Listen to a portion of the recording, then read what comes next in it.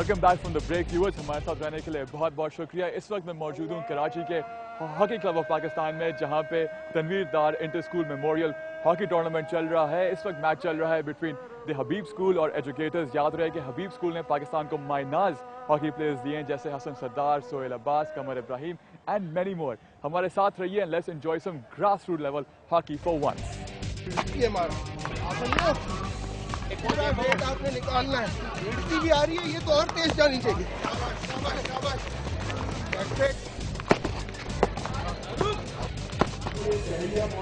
Combination नज़र आना चाहिए, आज आया है पर इससे भी बेहतर हो सकता है।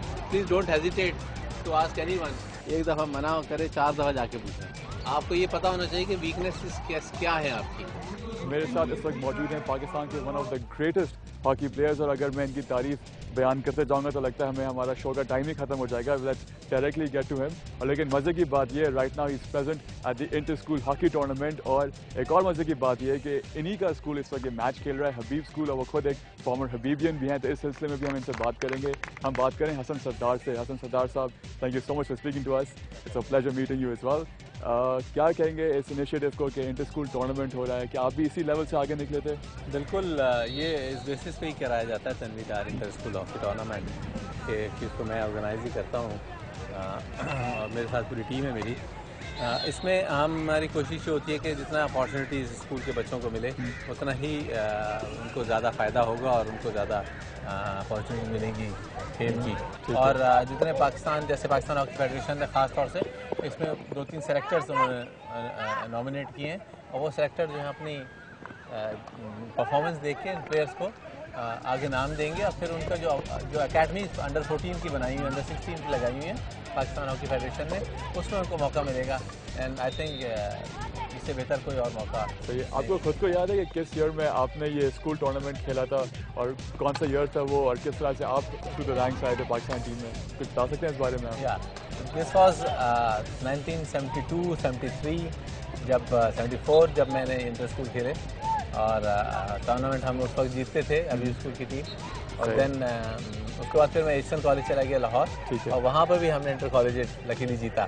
तो मेरे लिए ऑनर है दोनों के, स्कूल में भी इंटर स्कूल और इंटर कॉलेज में भी हमने इंटर कॉलेज जीता। तो ये याद है कि कितने गोल आपने इस टूर्नामेंट में किए हों इंटर स्कूल लेवल पे? इंटर स्कूल में या मेरे 24 गोल्स हैं, जो रिकॉर्ड है आज तक रिकॉर्ड है।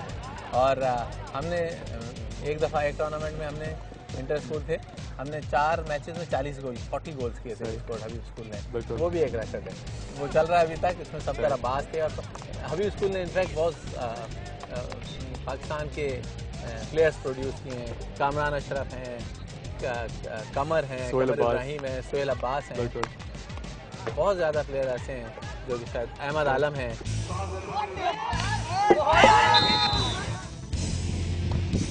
हबीब पब्लिक और एजुकेटर्स के बीच में जो मैच था वो 8-3 के स्कोर लाइन से खत्म हो चुका है। Habib school have come out on top. Habib school के जो टीम के कोच हैं, कुछ जो मैनेजर भी हैं, रईस अहमद साहब, वो हमसे बात करें। रईस साहब, हमारे से बात करने के लिए बहुत बहुत शुक्रिया। ना सिर्फ आप हबीब स्कूल में पढ़ाते हैं बल्कि आप इनफैक्ट कोचिंग देते हैं। इनफैक्ट कराची में काफ़ी आपका नाम है हॉकी से रिलेटेड। तो आप क्या फ्यूचर देखते हैं ग्रास रूट लेवल हॉकी का पाकिस्तान के अंदर, और क्या वाकई में इससे प्लेयर्स आगे निकलेंगे?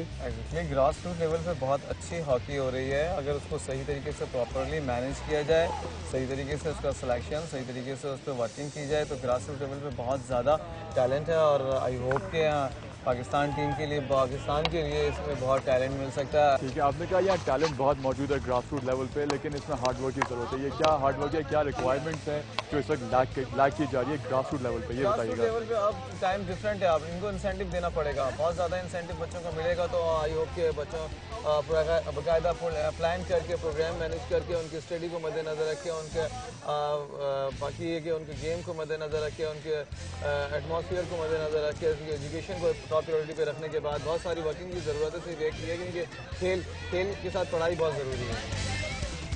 इस वक्त मेरे साथ मौजूद हैं आज के मैच के टॉप स्कोरर तहा रजा, जो सेंटर फॉरवर्ड खेलते हैं हबीब पब्लिक स्कूल की तरफ से। आइए इनसे बात करते हैं इनके एक्सपीरियंस के बारे में। तहा, कैसा रहा आपका आज का मैच?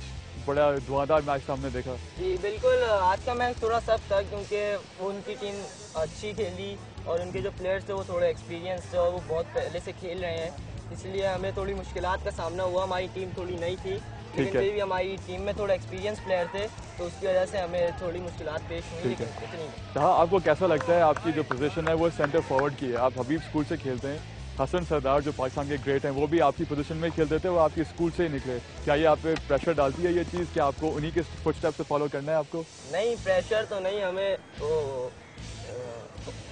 खुशी होती है कि हमारे इतने मायनाज प्लेयर हमारे स्कूल से निकले हैं। ठीक है। और हमें चाहते हैं कि हम उनकी तरह ही प्लेयर बनें। कि आपके इस वक्त कौन है current favourite player Pakistan hockey team में? मेरे ज़ीशान अशरफ। और वो क्यों? वो उनके स्लैप शॉट्स जो हैं वो मुझे बहुत पसंद है। ठीक है।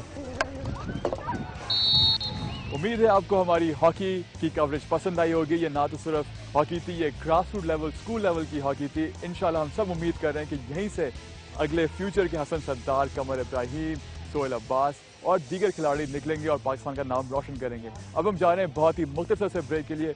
याद रहे हमारा ईमेल एड्रेस है sportzone@dawnnews.tv। कोई ऐसा इवेंट जो आप ऑर्गेनाइज करवा रहे हो sports related, get in touch with us, हम आके आपका इवेंट जरूर कवर करेंगे। ब्रेक लीजिए and come back right here on sports zone home addition.